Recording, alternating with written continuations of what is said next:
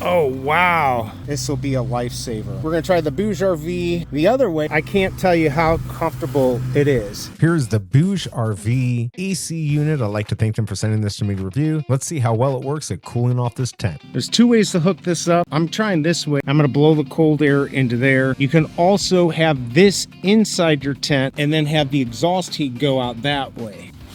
Oh, wow. That is actually blowing really cold, and so you can extend this out more. It's definitely blowing really cold. I went ahead and closed all the windows and all the doors. I could just lay down next to this, and holy cow, I would be so comfortable. We're gonna try this out the other way, where we're gonna exhaust the heat and go in here, and it's gotten hot in here. So let's go ahead and turn it on. You can adjust it there, cooler, lower. In this setup, I don't have the drain hose in here. This is gonna dehumidify, so it's not a humid day, so I'm not gonna worry about it. You can move this up and down. I can't tell you how comfortable it is. This thing is just amazing. Just sitting in front of this, like if you're in a tent and you wanna cool off, this is gonna work. This is very comfortable. On a hot day, you're outside and it's time to come in for the night. If it's humid out, this will be a lifesaver.